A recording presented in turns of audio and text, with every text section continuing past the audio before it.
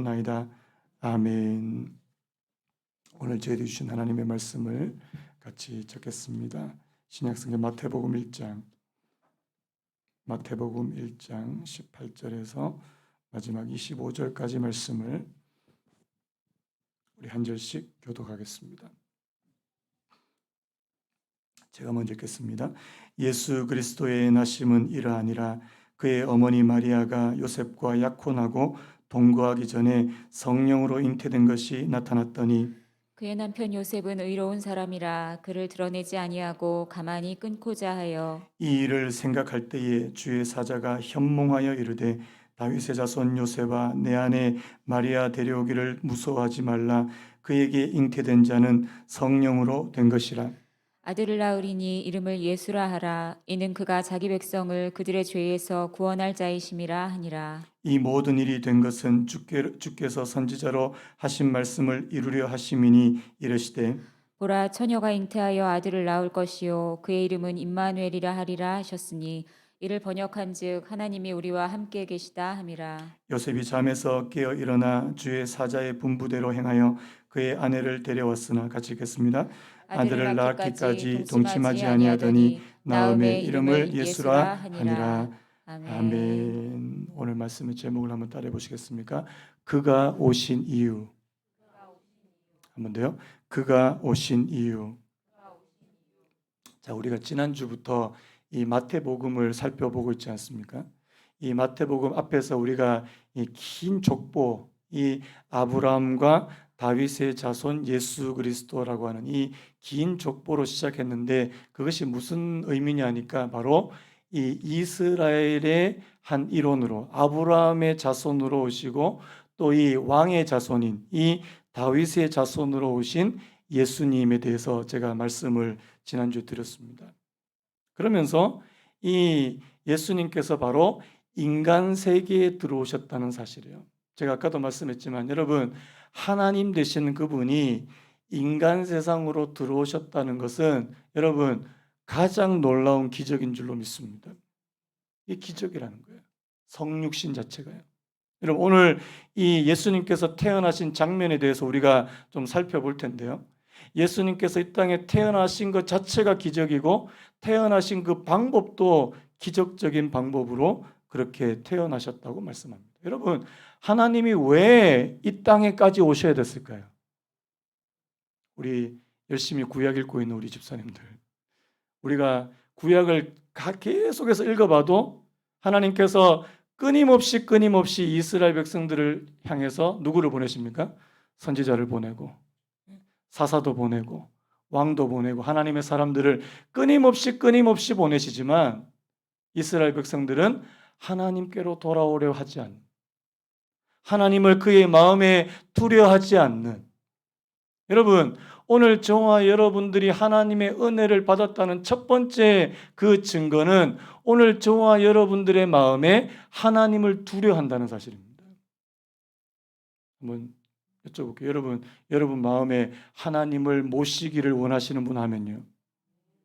이게 영접 아닙니까? 영접. 여러분, 우리 마음에 하나님 두기를 원하고 하나님을 모시기 원하고. 근데 여러분, 세상은요, 하나님을 그 마음에 두려워하지 않는다는 사실입니다. 그래서 하나님께서 보내다 안 돼서 이제는 누구를 보냈다고요? 하나님이신, 하나님의 아들이신 그분을 보낼 수밖에 없는. 그래서 여러분, 오늘 이 마태복음 시작이 바로 예수님의 이 탄생, 예수님께서 이 땅에 오심으로 시작되었다는 것을 우리가 먼저 좀 알 수 있고요. 그리고 우리가 지난 시간에 제가 나눴던 게 뭐냐니까 예수님이 누구신가 했을 때 그 예수님의 이 호칭에 대해서요.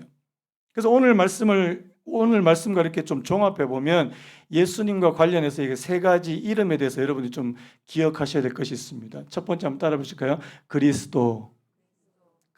여러분, 그리스도가 무슨 뜻이라고요? 이미 아시잖아요. 기름 부음을 받은 사람.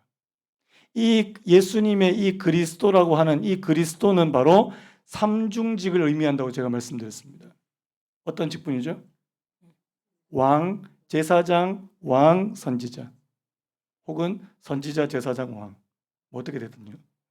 여러분, 예수님께서 오늘 저와 여러분들의 중보자가 되십니다. 이게 대제사장이라는 말씀이죠. 예수님이 하나님의 뜻과 하나님의 말씀을 전해 주십니다. 이게 선지자 역할이죠. 그리고 예수님께서 오늘 저와 여러분들을 다스리기 위해서 오셨다. 이게 왕으로 오신 분이신 줄로 믿습니다. 그래서 우리가 지난 시간에 우리가 쭉 살펴봤던 족보는 누구의 족보라고요? 왕의 족보라고 제가 말씀드렸습니다. 여러분, 예수님은 오늘 저와 여러분들을 다스리기 위해서 오셨고요. 중보하기 위해서 오셨고요. 그리고 우리에게 하나님의 뜻을 가르쳐 주시기 위해서 오셨다는 사실입니다. 이게 그리스도의 의미입니다. 그 다음에 오늘 우리가 또 같이 좀 살펴봐야 되는 호칭이 두 가지가 더 있는데, 하나는 바로 예수라는 그 이름 자체입니다. 예수. 여러분, 예수라는 이름이 어떤 뜻이라고요? 자, 21절에 있죠. 아들을 낳으리니 이름을 예수라 하라. 이는 그가 자기 백성을 그들의 죄에서 구원할 자이심이라 하니라. 한번 따라볼까요? 그가 자기 백성을 그들의 죄에서 구원할 자이심이라 하니라. 여러분, 예수라는 의미는 무슨 뜻이라고요? 쉽게 말해서 구원자라는 뜻이라는 사실. 오늘 저와 여러분들의 죄의 문제를, 오늘 우리를 죄에서 건져주시는, 여러분, 사람의 죄는 이게 한이 없습니다. 죄의 뿌리가 있거든요. 죄의 뿌리에서부터 이 파생되는 죄의 모습은 너무나도 많다는 사실입니다. 그 죄에 대해서 좀 알고 싶으신 분들은 로마서 1장을 여러분들이 한번 자세하게 읽어보시면, 지금 잠깐 찾아볼까요? 우리 로마서 1장 한 번만, 우리 수요일은 좀 이렇게 찾아봐도 되니까요. 자, 로마서 1장. 자, 어디서부터 읽으냐니까요. 자, 28절부터 한번 읽죠. 28절부터 31절까지. 자, 로마서 1장 28절에서 31절까지 우리 같이 한번 읽겠습니다. 28절부터요. 시작. 또한 그들이 마음에 하나님 두기를 싫어하며 하나님께서 그들을 그 상실한 마음대로 내버려 두사 합당하지 못한 일을 하게 하셨으니 곧 모든 불의, 추악, 탐욕, 악의가 가득한 자요, 시기, 살인, 분쟁, 사기, 악독이 가득한 자요, 수근수근하는 자요, 비방하는 자요, 하나님께서 미워하시는 자요, 능욕하는 자요, 교만한 자요, 자랑하는 자요, 악을 도모하는 자요, 부모를 거역하는 자요, 우매한 자요, 배약한 자요, 무정한 자요, 무자비한 자라. 여러분, 여기서 한 가지도 안 걸리시는 분 하면요, 여러분 자신 있게 나는 여기서 한 가지도 나한테는 해당 사항이 없습니다, 자신 있게 이야기하실 수 있는 분. 저는 예전에 이 말씀 보다가 어디서 탁 걸렸냐니까 무정한 자다. 저 여기서 한번 걸린 적 있습니다. 여러분, 정이 많으셔요? 사랑이 많으세요? 그런데 사랑이 없는 것 자체가 죄라는 겁니다. 다른 사람에 대해서 굉장히 냉랭하고 쌀쌀맞고, 그것 자체가 바로 하나님께서 원하시는 모습이 아니라는 겁니다. 뭐 무자비는 그것보다 더 무서운 거잖아요. 근데 무정한 것 자체가요. 왜 그 성격적으로 약간 좀 이렇게 무뚝뚝하신 분들 있지 않습니까? 여러분, 하나님께서 기뻐하시는 거 아니에요. 바꿔야 된다는 겁니다. 하나님의 사랑이 내 안에 들어오면 이게 바뀌어진다는 사실. 여러분, 여기 이 많은 수많은 이 열거되어 있는 이런 목록 가운데 한 가지도 안 걸리는 분들이 없더라는 겁니다. 다 걸린다는 겁니다. 왜요? 우리는 이미 죄의 본성을 가지고 이 땅에 태어났다는 겁니다. 이미 우리는 그런 죄된 본성을 이미 가지고 태어났다. 이건 어쩔 수 없이 아담 이후로 모든 자연적인 출생 방법을 따라서 태어난 사람들은 이 원죄, 이 오리지널 신이라고 하는 죄의 본성을 가지고 태어났다는 사실입니다. 이거를 부정할 수 있는 사람이 없다는 거죠. 제가 예전에 왜 그런 말씀 드렸지 않습니까? 죄의 본성을 알 수 있는 방법이요. 갓난 아이들, 1살, 2살 된 아이들. 여러분, 좋은 것부터 배웁니까? 나쁜 것부터 배웁니까? 자, 엄마 사랑해요? 존경해요? 감사해요? 이거부터 배웁니까? 엄마 싫어부터 배웁니까? 희한하게 엄마 싫어부터 먼저 배웁니다. 그리고 여러분 한번, 저도 최근에 들은 생각인데, 여러분들이 정말 여러분들이 갖고 싶은 습관 있잖아요. 여러분 뭐 운동하는 습관, 좋은 음식을 먹는 습관, 내가 공부를 좀 하는 습관, 아침에 일찍 일어나는 습관, 잘 돼요, 안 돼요? 자, 잘 되시는 분.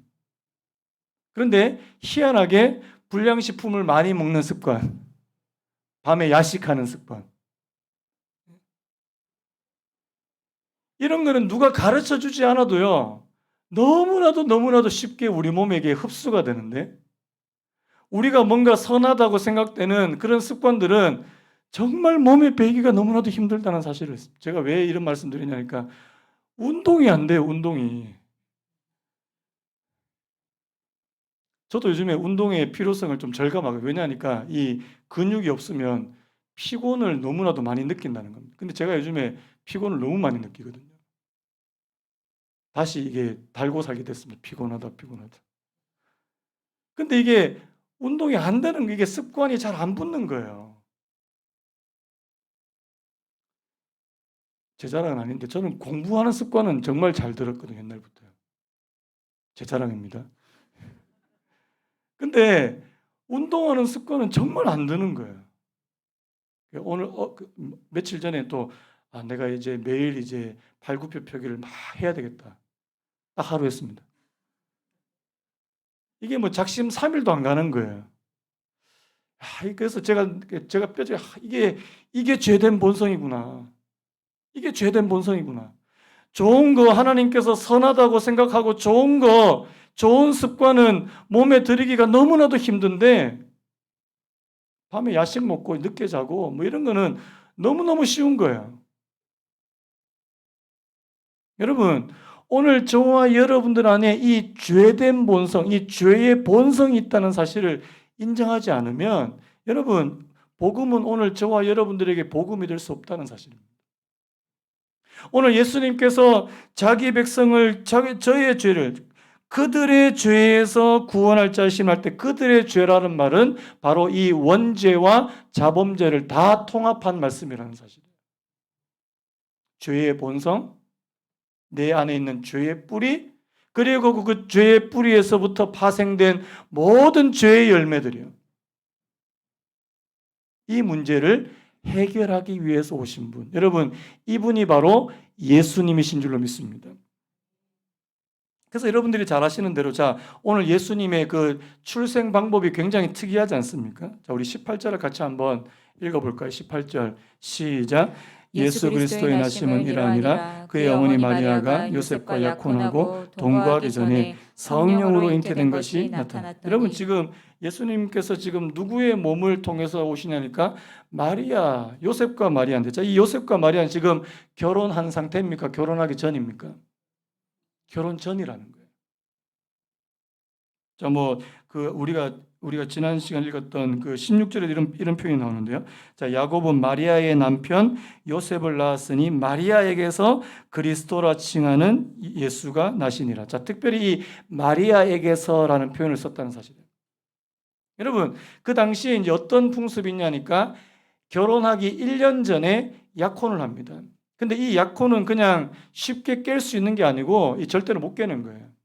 근데 약혼 이후에 1년 동안 이 신부와 신랑이 몸을 정결하게 하고요. 그리고 결혼식을 준비합니다. 이 준비 기간이 1년이라는 거예요. 그런데 그때 지금 어떤 일이 벌어졌냐니까 마리아가 임신했다는 겁니다. 이거는 이제 걸리면 이제 큰일 나는 거예요. 가문의 수치. 이거는 큰 그 동네에 굉장한 수치이기 때문에 이런 여인들은 그냥 돌로 쳐 죽이게 돼 있다는 사실입니다. 그런데요, 오늘 말씀 보니까 자, 이 요셉은 굉장히 의로운 사람이래요. 요셉은 굉장히 신실한 사람이에요. 그래서 이 마리아와 이 약혼을 그냥 조용하게 끝내려고 하는 겁니다. 그런데 오늘 그 꿈에서 이 천사가 이 요셉에게 나타났다는 그 말씀 아닙니까? 자, 그러면 왜 하나님께서 이런 특별한 방법으로 이 마리아의 몸을 통해서 하지만 요셉과는 상관없이 그렇게 태어나게 하셨는가? 이 동정녀 탄생에 관한 부분이잖아요. 여러분, 제가 아까 말씀드렸죠. 모든 자연적인 출생 방법을 따르는 사람들은 뭘 가지고 태어난다고요? 죄의 본성, 원죄를 가지고 태어난다. 그러면 예수님께서 자연적인 출생 방법으로 태어나시면 예수님조차도 이 죄의 본성, 원죄를 가지고 태어나실 수밖에 없는 그런 존재가 되어버린다는 사실. 그래서 예수님은 자연적인 출생 방법이 아닌 방법으로 태어나실 수밖에 없다는 사실. 그게 바로 우리가 아는 이 동정녀 탄생이라는 사실입니다. 많은 사람들이 동정녀 탄생 그러면 말도 안 되는 소리 하고 있다. 성경에 여러분들이 예수님께서 하나님이 이 땅에 성육신했다는 사실만 믿으면 다른 기적은 다 믿어져요, 사실. 저는 아직도 기적을 믿습니다. 여러분 기적을 믿으십니까? 뭐 우리 같은 사람이 예수 믿는 것 자체가 기적 아니냐는 그런 생각도 들어요. 그래서 여러분 오늘 이 출생 방법으로 예수님께서 태어나시고 바로 이 죄의 문제를 해결하러 오셨다는 사실입니다. 그러면서 이제 이 선지자 이사야 선지자의 말씀을 인용하는데요. 여러분 제가 마태복음을 제가 지난주에 잠깐 설명하면서 제가 전체적인 설명을 잠깐 드렸는데 여러분 마태복음의 주제 중에 하나는 한번 따라 보십시오. 성취. 마태복음의 큰 주제 중에 하나가 바로 성취입니다. 뭘 성취하냐니까 구약에 예언되어 있는 구약에 기록되어 있는 하나님의 말씀들이 바로 예수님을 통해서 하나씩 성취되더라는 사실입니다. 그러면서 여러분 잘 아시는 그 이사야 7장 14절 말씀을 인용하는데요. 여러분 제가 뭐 이사야서 말씀 우리 안 찾아봐도 자 보라 처녀가 잉태하여 아들을 낳을 것이요 그의 이름은 임마누엘이라 하리라. 요게 이사야서 7장에 나오는 말씀인데 여러분 이사야 7장에 어떤 내용인지 혹시 아세요? 유다의 그 아하스라고 하는 그 왕이 있잖아요. 그런데 자 거기 누가 쳐들어오냐니까 아람인과 이스라엘이 연합했던 군대가 쳐들어옵니다. 아하스가 믿음이 없는 사람이에요. 그러니까 마음이 완전히 이제 이 요동치는데요. 두려워 견디지를 못하는 겁니다. 그때 하나님께서 이사야를 보내서 이 아하스를 위로하려고 하면서 너가 하나님 앞에 뭔가 좀 징조를 구해라, 징조를. 그러니까 이 아하스라고 하는 사람은 또 징조를 안 구해요. 또 하나님께서 구하라 할 때는 좀 구해야 되는데 나는 징조를 구하지 않겠습니다. 나 그냥 그냥 하나님께서 알아서 해주십시오. 그러니까 하나님께서 친히 징조를 주시면서 하시는 말씀이 바로 오늘 이 7장 14절인데요. 자, 보라 처녀가 잉태하여 아들을 낳을 것이요 그의 이름을 뭐라고 한다고요? 임마누엘이라 한대요. 자, 어떤 아들이 태어난대요. 그런데 이 아들을 통해서 자, 누구를 경험하게 되냐니까 임마누엘은 무슨 뜻입니까? 한번 따라해볼까요? 우리와 함께 계시는 하나님. 여러분 그 당시에 구약에는요 우리와 함께 계시는 하나님의 개념이 없었다는 사실입니다. 하나님 어디 계신 분? 저 멀리 계신 분. 자, 여러분에게 여쭤볼게요. 하나님은 저 멀리 계신 분이십니까? 아니면 가까이 계신 분이십니까?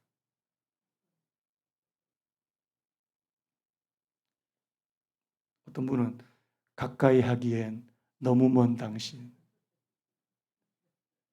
가까이 하기엔. 그래서 하나님 그러면 왠지 막 무섭고 어디 숨어야 될 것 같고 하나님은 저 멀리. 실제로 구약에 있는 성도들이 그렇게 했다는 겁니다. 그런데 지금 이 이사야를 통해서 임마누엘을 그들에게 이 임마누엘이라고 하는 단어를 언급하신 이유는 뭐냐니까 너와 가까이 있는 하나님이야. 지금 어떻게 했다고요? 지금 그 이방에 쳐들어오는 그 아람과 이스라엘 연합군 때문에 막 이 마음이 막 부들부들 다리가 부들부들 떨고 있는 이 아하스 왕에게 너와 가까이 계신 하나님을 좀 구해봐 이겁니다. 이 이사야서의 말씀을 오늘 그대로 가지고 와서요. 예수님의 이름을 뭐라고 말합니까? 임마누엘이라고 부른다는 사실입니다. 여러분, 예수님의 별명이 임마누엘입니다. 이 말은 바로 우리와 함께 계시는 하나님. 그래서 여러분 오늘 이 세 가지 단어를 여러분들이 좀 기억하셔야 되는데, 첫 번째 아까 제가 말씀드렸던 그리스도라고 하는 단어를 여러분들이 기억하시기 바랍니다. 예수님은 그리스도이십니다. 그 다음 두 번째는 바로 예수라고 하는 이 이름 자체를 기억하시기 바랍니다. 예수님이 왜 오셨다고요? 우리 죄 때문에 오셨다. 내 죄 때문에 오셨다. 그 다음에 예수님이 오신 이유는 바로 임마누엘 하시기 위해서 오셨다는 사실. 우리와 함께 하시기 위해서 예수님께서 친히 인간의 몸을 입고 오셨다는 사실입니다. 여러분, 그 신약의 마태와 마가, 누가, 요한복음에 예수님이 제자들과 함께 하셨습니다. 인간의 몸을 입고요. 그들이 어디를 가든지 예수님이 그들과 함께 하셨다는 사실. 여러분, 그게 바로 이 인간과 사람과 함께 하시는 하나님이라는 뜻이에요. 자, 그럼 물어볼게요. 지금은 어떻게 예수님이 우리와 함께 하실까요? 지금은요. 예수님 어디 계십니까? 어디 계세요? 지금은 바로 성령님을 통해서 임마누엘 하신다는 사실입니다. 믿으시는 분 하면요. 어떤 분은 그래서 나도 예수님 한번 이렇게 몸이라도 한번 얼굴이라도 한번 비벼봤으면, 예수님을 내 눈으로 직접 볼 수 있다면 나 정말 더 잘 믿을 텐데, 아닙니다. 그것보다 훨씬 더 복된 것은 바로 우리 안에 거하시는 임마누엘 하시는 예수님이라는 사실입니다. 그래서 어떤 분이 이런 말씀하셨어요. 예수님, 몸을 입고 오신 예수님은 우리와 함께 계시지만 성령님께서는 우리 안에 거하신다. 여러분, 우리와 함께 계신 것도 너무나도 복된 일입니다. 여러분, 주님이 우리 곁에 계시기를 예수님의 이름으로 축복합니다. 주님하고 좀 친해지셔야 돼요. 하나님, 내가 주님을 좀 가까이 모실 수 있는. 더 복된 건 뭔지 아십니까? 우리 안에 거하시는 분. 내 안에. 여러분, 내 안에 성령님이 계신다는 사실이 느껴지십니까? 내 안에 계세요? 이걸 어려운 말로 성령의 내주라고 부르지 않습니까? 내주. 여러분, 오늘 성령님께서 우리 안에 계시는 것을 오늘 이 성경에서 말하는 이 임마누엘이 그대로 이루어진 사건이라는 사실입니다. 자, 좀 정리해 보면요. 예수님 왜 오셨다고요? 첫 번째, 우리의 죄의 문제를 해결하기 위해서 오셨다는 겁니다. 우리의 죄의 본성까지도요. 그리고 그 죄에서 발생된 모든 그 죄의 열매까지도요. 우리를 자기 죄에서 구원하시기 위해서 오신 분이 예수님이라면 또 한 가지 우리와 함께 하시기 위해서 오셨다는 사실입니다.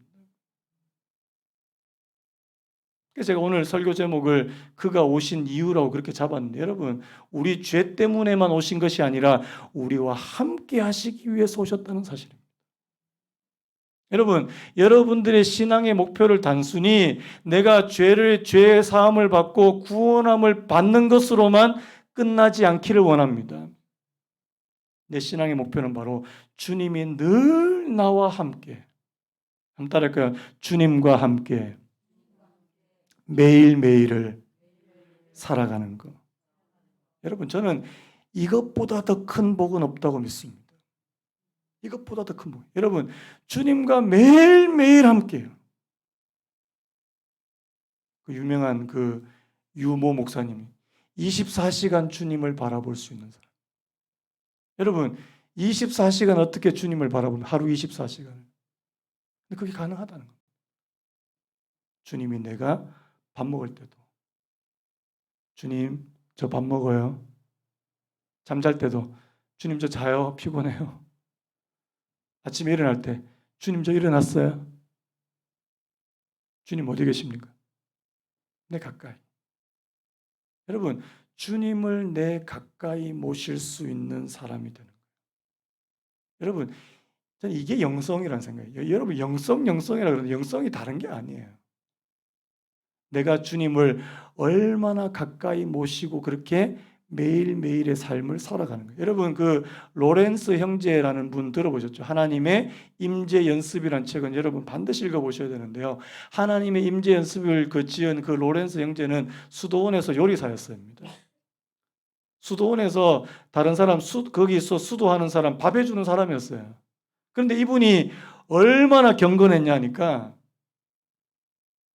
국자에서 국을 풀 때도 하나님이 나와 함께 계시고, 내가 설거지를 할 때도 하나님이 나와 함께 계시고, 내가 거기 마당을 내가 빗자루로 쓸 때도 주님이 나와 함께 계시고, 나중에 이 로렌스 형제가 그 수도원에서 식당에서 일하는 그 로렌스 형제가 나중에 그 수도원 원장이 됩니다.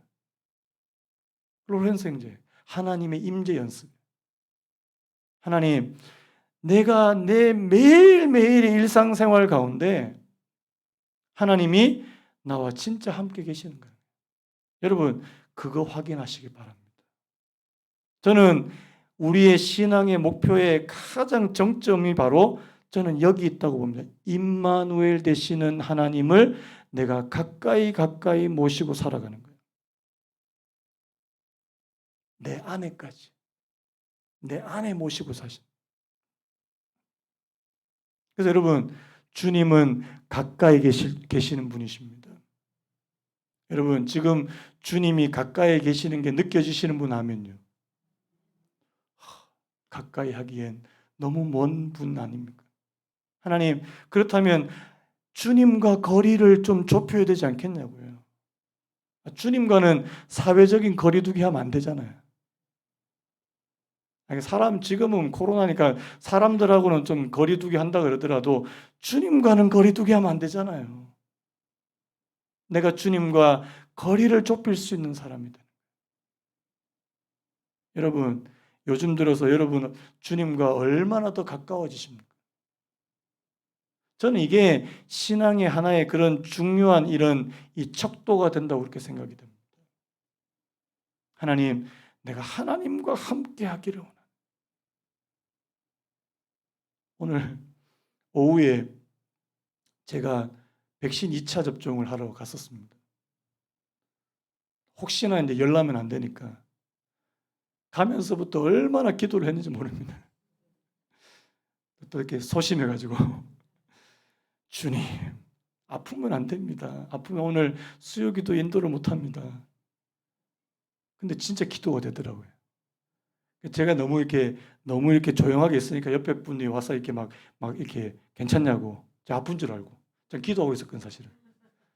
기도하고 있습니다. 근데 아직까지 아무렇지도 않습니다. 하나님께서 괜찮게 해주실 줄 믿습니다. 이러다가 이제 또 집에 가서 또 열나면 안 되는데. 여러분, 매 순간순간마다 주님을 내 마음에 모심이요. 여러분, 오늘 그래서 저와 여러분들의 신앙이 정말 우리의 생활 가운데도 그대로 배울 수 있는, 여러분, 여러분들이 직장에 갔을 때는 주님하고 잠시 헤어지는 시간입니까? 어떤 분 이렇게 이야기하더라고요. 직장에 이제 출근하면서 이제 버스 딱 내려가지고 이제 걸어가면서 예수님 5시에 뵙겠습니다. 그러면서 회사에 들어간대요. 그리고 이제 퇴근하고 나서 주님 다시 만나. 아니라는 거예요.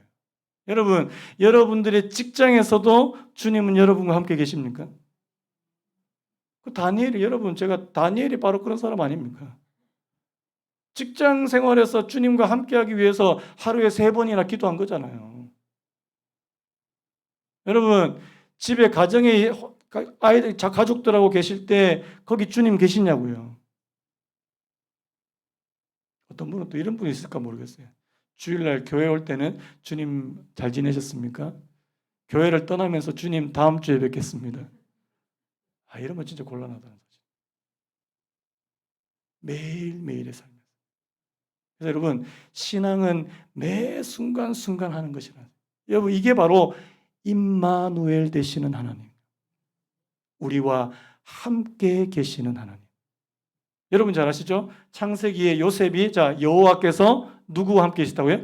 요셉과 함께 계셨다. 여러분 구약에도 이게 가능하다는 거예요. 그래서 여러분 우리가 아는 위대한 믿음의 사람들이 구약에서도 하나님이 그들과 가까이 계셨대요. 임마누엘을 어느 정도 맛본 거 아닙니까? 여호와께서 요셉과 함께 하시니까 요셉이 형통했대요. 여러분 하나님이 요셉과 함께하는 것 자체가 형통이라는 사실입니다. 오늘 저와 여러분들의 목표를 이렇게 잡으십시다. 하나님 나와 늘 함께 하시기 원합니다. 하나님이 24시간 여러분과 함께 하실 때 불편하신 분, 내 마음대로 못하고 CCTV 막 24시간 이렇게 비추는 것처럼 그렇게 느껴지시는 분 아니에요. 주님이 나와 늘 항상 함께하는 거예요. 그건 이 땅에서 우리가 누릴 수 있는, 신앙인이 누릴 수 있는 가장 큰 축복인 줄로 믿습니다.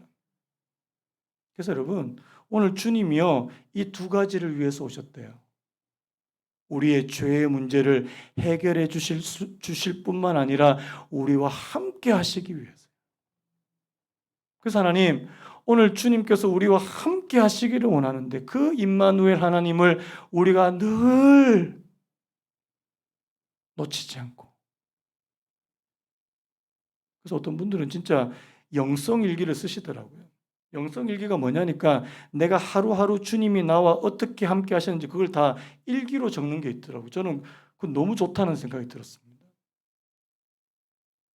우리 교회도 나중에 좀 되면 우리 교회도 이제 좀 영적으로 조금 더 깊어지면 저부터요. 영성일기 한번 써봤으면 좋겠다는 생각이 들어요.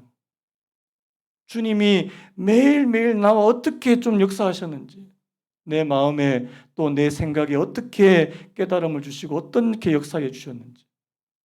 여러분 이게 임마누엘 아니냐고요. 그래서 여러분 오늘 이 두 가지 사건요. 주님께서 우리의 죄를 위해서 그리고 우리와 함께 계시기 위해서 이 땅에 오셨다는 사실을 저희들이 깊이 생각할 수 있어요. 그래서 우리 정말 주님과 함께 사는 것을 내 신앙의 목표로 삼을 수 있는 그런 은혜를 허락해 주시기를 간절히 바랍니다. 우리 아까 불렀던 찬양 한 번 더 부르고 이 시간 우리 같이 한번 기도했으면 좋겠는데요. 이 세상 가장 아름다운 순종의 눈물, 온 세상 다시 빛나게 한 생명의 눈물, 그가 이 땅에 오신 이후 죽어야 살게 되고, 여러분 나중에 주님께서 십자가를 지시고 죽어야 바로 우리가 살게 되는 거 아닙니까? 그리고 예수님께서 져야만 우리가 승리하는, 지으신 그대로 회복시켜 주신, 우리가 하나님의 형상을 잃어버리고 하나님 죄에 빠져서 그렇게 했을 때 우리의 하나님의 형상을 회복시켜 주시는 분이 바로 예수님이십니다. 여러분 오늘 이 말씀과 오늘 이 찬양을 좀 기억하시면서요, 뒤에 불 좀 꺼주시겠습니까? 우리 이 찬양 한번 부르고 같이 기도했으면 좋겠습니다. 이 세상 가장 아름다운, 이 세상 가장 아름다운 순종의 눈물, 온 세상 다시 빛나게 한 생명의 눈물, 그가 이 땅에 오신 이유, 그가 이 땅에 오신 이유, 죽어야 살게 되고 져야만 승리한, 승리하는 놀랍고 영원한 신비, 지으신 그대로 회복시키 우리의 창조주 그리스도,